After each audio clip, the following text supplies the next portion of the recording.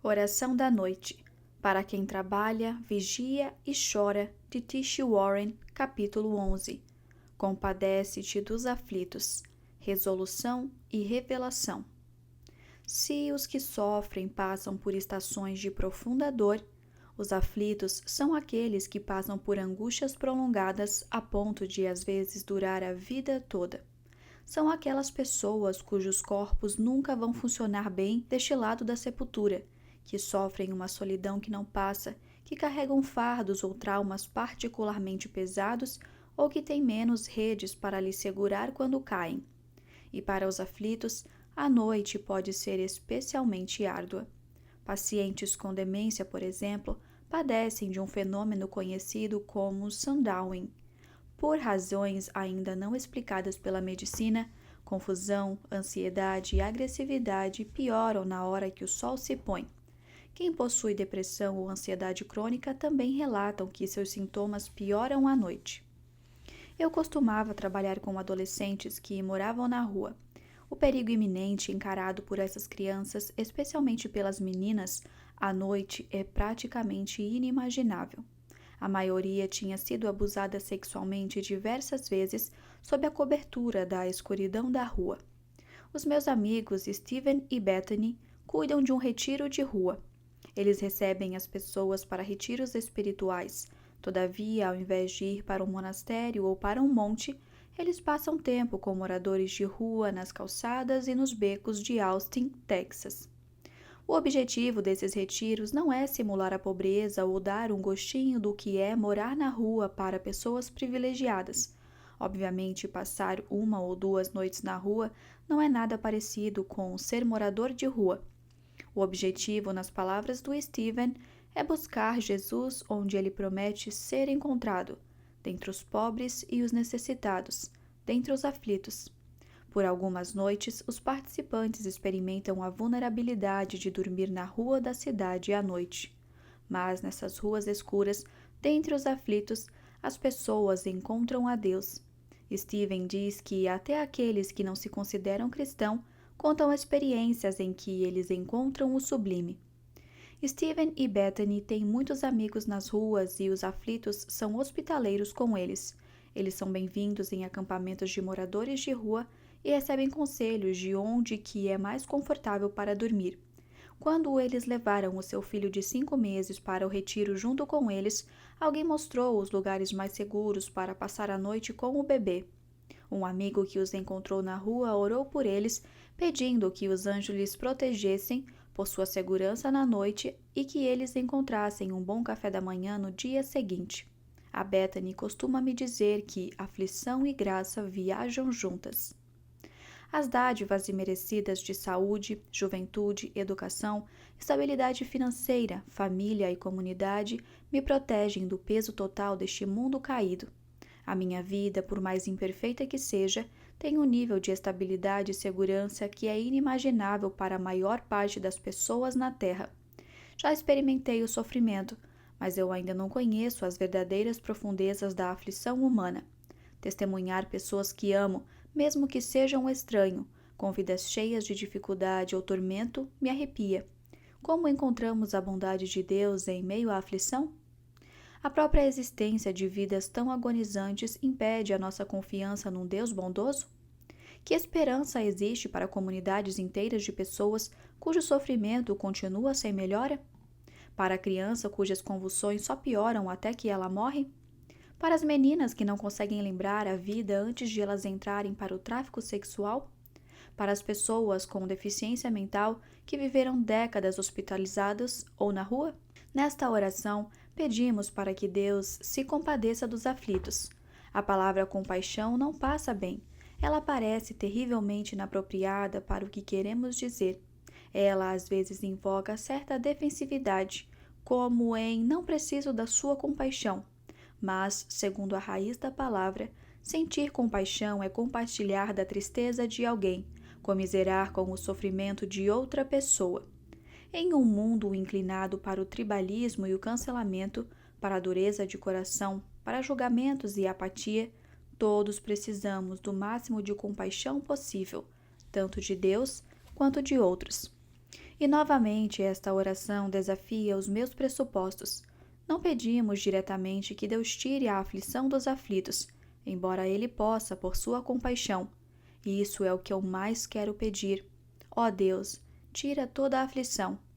E a nossa esperança é que Deus vai tirar, um dia. Contudo, por enquanto, pedimos que Deus tenha dó. Nessa oração específica, não pedimos por uma solução permanente, mas para que Deus sofra conosco, que é o que compaixão significa, literalmente. Pedimos que Deus possa sentir o que sentimos, que Ele entre no quarto escuro no qual nos encontramos e se sente ao nosso lado em nossa dor e vulnerabilidade. É ousado pedir que o próprio Deus sofra com o alcoólatra, a criança sem teto, o paciente de Alzheimer, a mulher bipolar no auge de sua mania, que de alguma forma o santo sinta precisamente e palpavelmente o que sentimos. Estamos pedindo para que Deus veja esse tipo de dor e entre em suas profundezas, não como um visitante, mas como quem sofre conosco. Os cristãos acreditam que o próprio Deus anda com os aflitos e somos chamados a fazer o mesmo. Essa pode ser uma vocação complicada. Logo no começo de meu pastorado, ficou claro para mim que a minha igreja fazia muitas vezes um excelente trabalho de acompanhar as pessoas em suas crises. Se alguém estava no hospital, se alguém tinha feito uma cirurgia, perdido um emprego ou perdido um parente, nós aparecíamos com caldos, orações, lágrimas e ajuda. Era bonito de se ver.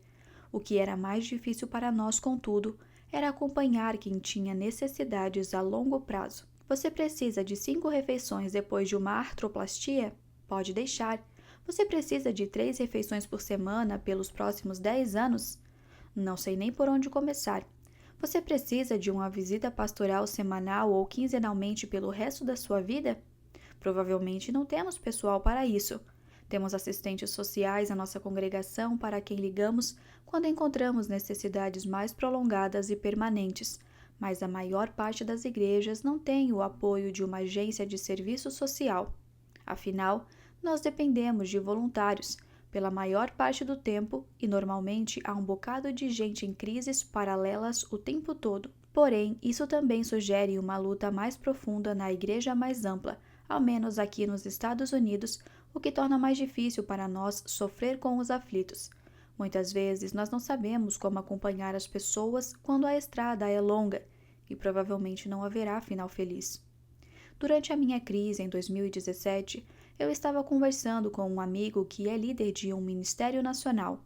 Ele observou e estudou a igreja americana por anos e comentou quase ironicamente: todos nós acreditamos em certa forma da teologia da prosperidade, não é? Esperamos que Deus faça tudo dar certo para nós, e se fizermos a nossa parte, Ele precisa fazer com que tudo dê certo. É claro, a maior parte dos cristãos ao redor do mundo e nos Estados Unidos consideraria que a teologia da prosperidade, a ideia de que Deus recompensa os justos com saúde e prosperidade, não é verdade. Isso não é teologia cristã. É uma versão moderna da teologia da glória que Lutero tanto condenou. Porém, em algum lugar silencioso de nossos corações, sentimos o favor de Deus quando as coisas dão certo para nós e sua desaprovação, se não sua ausência, em nossas frustrações. Isso gera uma espécie de fé cristã que almeja resolução, performance e resultados, e muitas vezes temos dificuldades para saber como passar e ajudar outros a passarem por situações em que o sofrimento não está perto de acabar, em que os fardos carregados não parecem ser suspensos. Queremos que o sofrimento tenha um começo, meio e fins claros, de um jeito que possamos entender uma história com uma resolução coerente. Nós resistimos uma visão do cristianismo sem resultados imediatos, sem vantagens evidentes. As vidas dos aflitos nos lembram, desconfortavelmente, de que o sofrimento não é simplesmente um problema para ser resolvido. Eu tenho um amigo cujo filho tem autismo severo. Meu amigo frequentemente se pergunta como orar por seu filho, mesmo com todas as dificuldades da criação de filhos pelas quais passamos, de ensinar a usar o banheiro, a resolver os conflitos, de doenças e machucados. Nós imaginamos que um dia nossos filhos serão independentes e precisarão menos de nós. Mas o filho do meu amigo dependerá de seus pais enquanto viver. Eles provavelmente nunca lhe ouvirão contar de seu dia ou lhe ensinarão a amarrar os sapatos. O meu amigo ama o filho dele profunda e desesperadamente, e por causa desse amor, ele sofre profundamente e não há um fim em vista para este sofrimento. Ele carrega o peso da aflição do seu filho. É claro que esse não é o fim da história. O meu amigo se alegra de várias formas com o seu filho. Ele conta histórias sobre seu filho com um orgulho radiante e regado a risadas. O seu filho serve à igreja local deles e abençoa as pessoas ao redor. Mas o luto sempre está presente, inchando com cada conquista que seu filho provavelmente nunca terá, com todo o rito de passagem normal que ele nunca conhecerá. Qual é a esperança para meu amigo e o filho dele? Como orar por ele?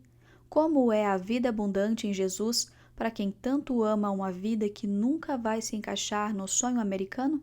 O que ainda mais complica o complexo tema da aflição e sua relação com a bondade de Deus é que não só servimos a um Deus que não remove todas as aflições, como também ele às vezes parece nos enfiar nelas de cabeça.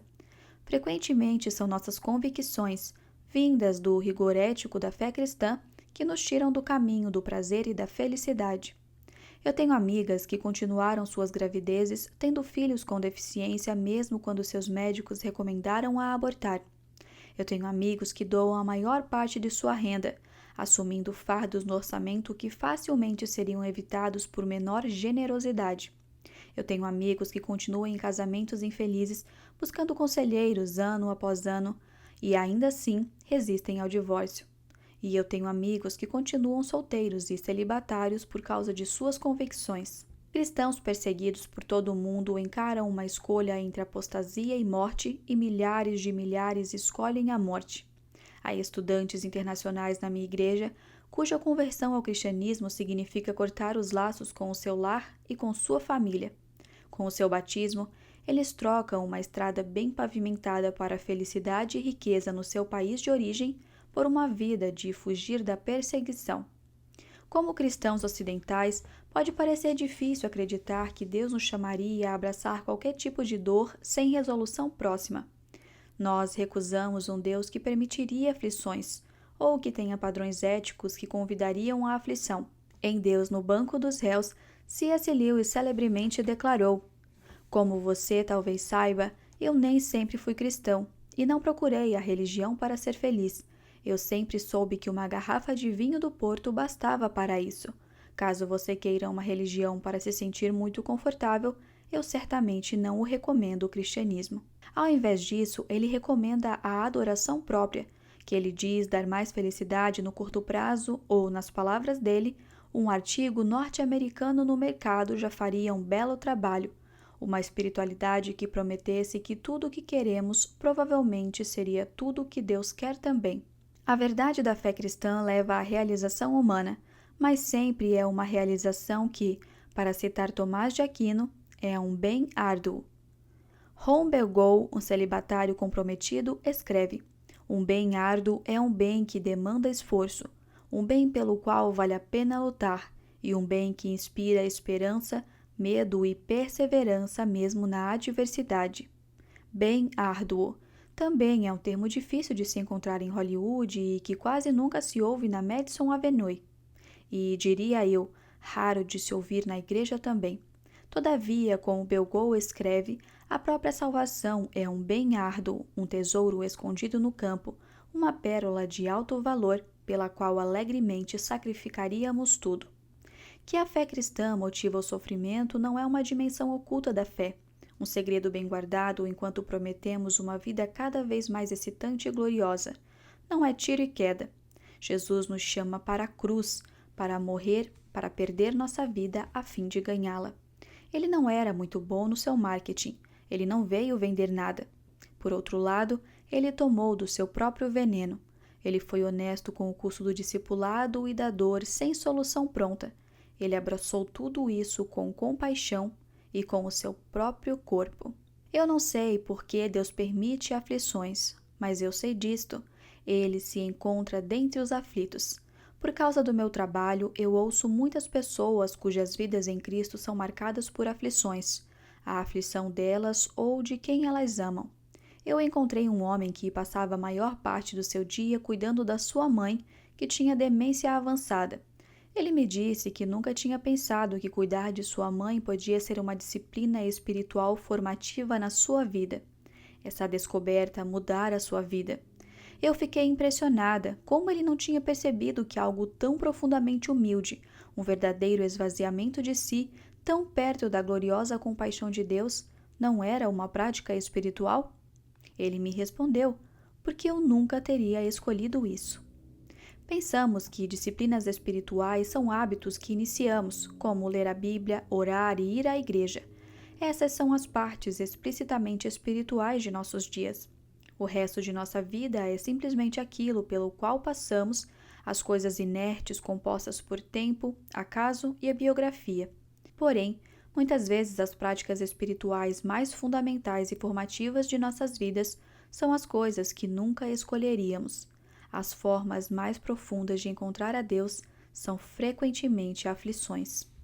No seu livro Fraco e Forte, Andy Crouch escreve sobre sua sobrinha Angela, que nasceu com uma deficiência genética, a trissomia do 13.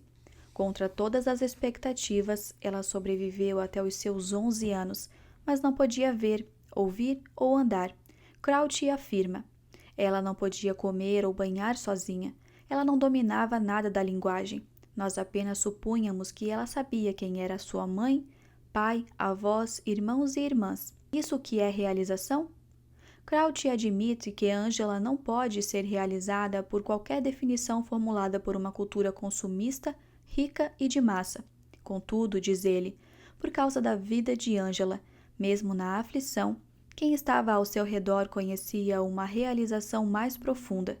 Ele descreve: o real teste de toda a comunidade humana é como ela cuida dos mais vulneráveis, quem é como a Angela, que não pode nem mesmo fingir independência e autonomia. Por causa da grande vulnerabilidade de Angela, os seus médicos, sua família e seus amigos podem fazer o bem para ela, e isso cria uma comunidade realizada para quem está perto dela, de um modo que não poderiam conhecer de outro modo. Madre Teresa disse que os aflitos são Cristo no seu disfarce mais perturbador. Ele demonstra compaixão pelos aflitos e, mediante eles, por nós. Ele expõe as promessas vazias de uma cultura consumista e até de uma fé consumista, de que prazer, prosperidade, saúde e realização mundana sejam verdadeira abundância. Os aflitos desmascaram a mentira de que o que torna a vida digna de ser vivida e Deus digno de ser conhecido, sejam os prazeres que eu possa arrancar dos meus dias. A vida é cheia de aflição e o caminho de Jesus é árduo. Ele nunca prometeu o oposto. O que ele promete é a vida abundante e leva uma vida inteira para aprender a praticar este ofício da fé cristã para ter ideia do que isso envolve. Porém, os aflitos nos ensinam que não é o que eu penso ser. Não é um casamento perfeito ou uma vida de sucesso sem fim. É sempre cruz e ressurreição. Se a simples existência dos aflitos parece ser uma prova da distância de Deus, os próprios aflitos muitas vezes nos contam de sua proximidade. Eu regularmente me surpreendo com o fato de que aqueles que passam por aflições frequentemente confiam em Deus de um modo que achamos ser difícil. Em seu livro A Ausência de Deus, o filósofo Joe Menes discute como o ceticismo cresce num ambiente de riqueza, conforto e privilégios. A rejeição da crença em Deus, na maioria das vezes, diz ele que é um fenômeno predominantemente branco para os que estão bem de vida. O comediante Neil Brennan brinca assim: é engraçado, eu conheço muitos ateus brancos, mas não conheço muitos negros, e eu tenho uma teoria, porque o ateísmo é o auge do privilégio branco. Pensa só. A religião basicamente diz: e aí, tem interesse na vida após a morte? E as pessoas brancas vêm e dizem: não, obrigada. Tipo, pra quê? Não tem como a vida ser melhor. Dentre os pobres, tanto nos Estados Unidos quanto em nações em desenvolvimento, a fé cresce e não a espiritualidade glamourosa e permissiva que é tendência entre ocidentais urbanos, mas a fé da variedade mais ortodoxa e tradicional. No começo do século XX, 80% de todos os cristãos estavam na Europa e na América do Norte, com apenas 20% no mundo não ocidental. Agora é quase o contrário. 2/3 dos cristãos do mundo vivem no sul global. E isso não se deve tanto ao declínio da fé no Ocidente, quanto ao crescimento explosivo da Igreja no resto do mundo. Eu percebo isso na própria comunhão anglicana, onde a fé cristã se desvanece em nações ocidentais ricas e floresce no sul global. É claro, nem todos os anglicanos na África, na América Latina e na Ásia são pobres ou aflitos, mas muitos passam por dificuldade, pobreza e perseguição religiosa que mal podemos imaginar. E ainda assim, eles confiam em Deus de uma forma que me deixa boquiaberta. Vejamos, por exemplo, o arcebispo Benjamin Kouachi. Em 2008, ele se tornou o arcebispo anglicano de Jos, uma região fronteiriça conflituosa entre a Nigéria Islâmica e a Nigéria predominantemente cristã no sul do país. Ao longo do seu ministério, ele viu centenas de igrejas serem bombardeadas. A sua própria casa foi bombardeada. A sua esposa foi espancada e estuprada por terroristas e ele foi quase assassinado em diversas ocasiões. Em meio a essa perseguição, o arcebispo Kouachi foi capaz de dizer: se Deus poupar a minha vida, não importa quão curta ou longa ela seja, eu tenho algo pelo que vale a pena viver e morrer. Então, vou fazer isso rápido e com urgência. Esse tipo de fé é o que eu vou passar para as gerações vindouras. Esse mundo não é o nosso lar. Somos forasteiros aqui. Temos um trabalho a fazer, então vamos arregaçar as mangas. Embora as estatísticas mostrem que aqui no Ocidente, especialmente os jovens, caem na incredulidade, em parte por causa do problema do mal, parece que a nossa prosperidade gera bem mais dúvida do que muitos aflitos veem em suas aflições. Uma explicação comum disso é que os aflitos precisam de uma válvula de escape de conforto cósmico, enquanto os saudáveis e ricos, com sua medicina avançada, água aquecida e cerveja artesanal, não precisam de tal consolo. Porém, eu diria que todos nós, cada homem, mulher e criança, possuímos uma válvula de escape. Todo mundo precisa de ajuda. Todos precisamos que algo carregue o nosso peso. Em nosso estado mais verdadeiro e mais nu, somos todos profundamente vulneráveis. Os aflitos revelam para nós o nosso verdadeiro estado. Nós encontramos Jesus em seu disfarce perturbador e nele vemos a verdadeira humanidade. Tudo de que dependemos para fazer nossas vidas funcionar, da rede elétrica até as nossas próprias mentes, pode ser perdido. Toda a nossa suposta força e autonomia são raquíticas. Se os mais vulneráveis dentre nós precisam de Deus como válvula de escape para fugir do ardor de suas vidas, talvez eles são apenas mais honestos sobre aquilo de que mais precisamos. A humilhação pode gerar humildade, a qual nos permite ver a Deus mais claramente, porque nos tornamos mais honestos sobre quem verdadeiramente somos. Talvez a fome espiritual que suprimos, mas nunca podemos satisfazer por dinheiro, privilégio e saúde, não vem na ingenuidade, mas da realidade. Estamos todos precisando constantemente de sustento. Estamos todos precisando da compaixão de Deus. Alguns anos atrás me deparei com uma situação terrivelmente injusta no exterior. Crianças eram utilizadas como isca para arrecadar dinheiros de pais adotivos americanos, mas os donos do orfanato não se esforçavam para realizar os procedimentos legais e permitir que essas crianças encontrassem um lar permanente. Então, essas crianças ficavam presas. Elas eram reféns, utilizadas para o lucro e perpetuamente separadas de famílias que as queriam desesperadamente. Era ilegal, mas se pagava um suborno aos policiais. Nada podia ser feito por essas crianças, as mais pobres das pobres, órfãs numa região remota da África Oriental. Eu tinha acabado de ser mãe quando descobri sobre essa situação e não podia olhar para meus filhos sem ver o rosto dessas crianças.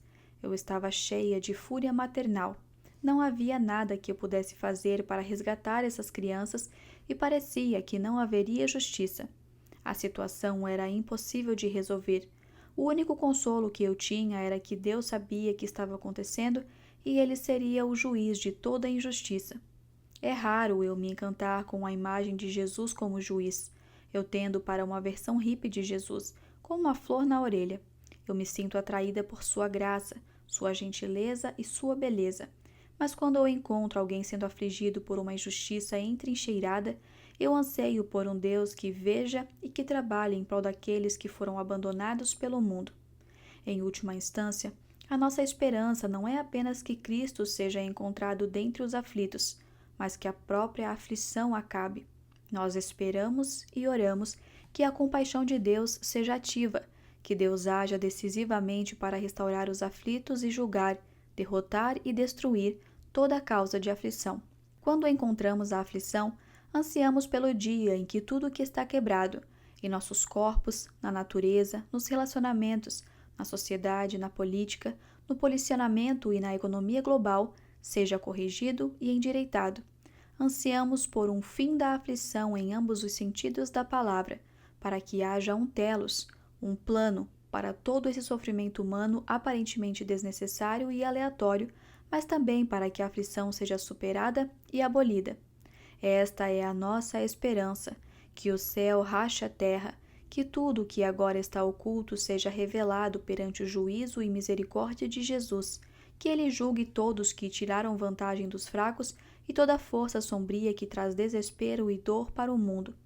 Essa é a visão de futuro que fundamenta nossa sede de justiça aqui e agora. A forma de nossas orações determina a forma da nossa vida.